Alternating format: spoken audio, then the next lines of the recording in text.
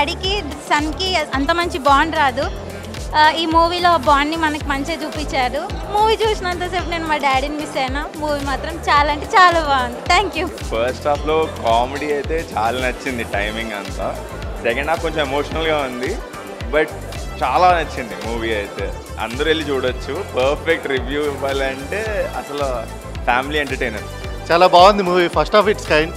First హాఫ్లో అయితే comedy super, second హాఫ్లో ఎమోషనల్ చాలా బాగుంది. అందరూ బాగా చేశారు. ఫస్ట్ అండ్ ఆర్కెస్ట్రా కూడా చాలా బాగుంది. మ్యూజిక్ వాల్యూస్ని, మ్యూజిక్ ఇంపార్టెన్స్ని చాలా బాగా చూపించారు మూవీలో. ఎవ్రీ బ్యాక్గ్రౌండ్ ప్లే మనకి ఏదైతే రన్ అవుతుందో ఒక మంచి ఎమోషన్ కనెక్ట్ వస్తుంది. అండ్ ఫ్రెండ్ క్యారెక్టర్ మెయిన్గా మాట్లాడుకోవాల్సింది ఈ క్యారెక్టర్. ఆ ఫ్రెండ్ క్యారెక్టర్ చేసిన అతను కంప్లీట్లీ ఆ మూవ్ ఆన్ తీసుకెళ్లారనమాట. సినిమాని హీరోతో పాటు తన భుజాల పైన వేసుకున్నాడు అనిపించింది. తన క్యారెక్టర్కి మంచి అప్లాజ్ ఖచ్చితంగా వస్తుంది. అండ్ తన క్యారెక్టరైజేషన్ కూడా చాలా బాగుంది సినిమాలో. సరే నీ కదా మూవీ చూసాను. మూవీ అయితే చాలా బాగుంది. కామెడీ టైమింగ్ కానీ, హీరో యాక్టింగ్ కానీ, ఫాదర్ సెంటిమెంట్ అండ్ పేరెంట్స్ ఒక చిల్డ్రన్ని ఎలా సపోర్ట్ చేయాలో అలా సపోర్ట్ చేస్తున్నారు. అండ్ మీకు కనుక ఈ మ్యూజిక్ అయితే ఇంట్రెస్ట్ ఉందంటే ఈ సినిమా మీరు తప్పకుండా చూడాలి. ఈ సినిమా గురించి చెప్పాలంటే చాలా ఆర్గానిక్ మూవీ. అంటే మనము చాలా స్పోర్ట్స్ సినిమాలు చూసాము, చాలా డ్యాన్స్ సినిమాలు చూసాము, చాలా కమర్షియల్ సినిమాలు చూసాము. కానీ ఈ సినిమాలో నాకు నచ్చింది ఏంటంటే బెస్ట్ మ్యూజిక్ అబ్బా. ఎందుకంటే ఈ సినిమాలో ఒక సోల్ ఉంది.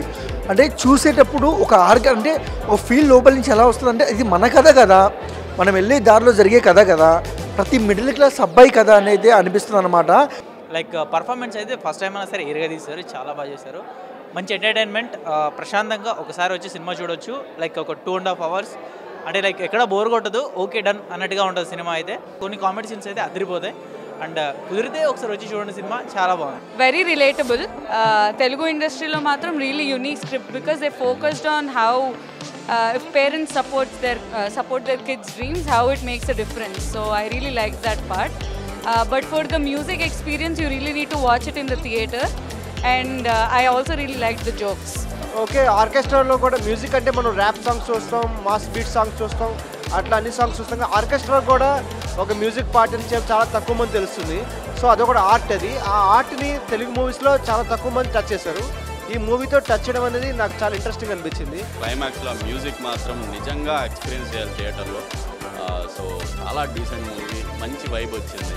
If you are a music lover and an orchestra lover, you will love it. And చాలామందికి ఆర్కెస్ట్రాకి బ్యాండ్కి తేడా తెలియకుండా కంపేర్ చేస్తుంటారు. But if you see this movie, orchestra ఏంటో తెలుస్తుంది.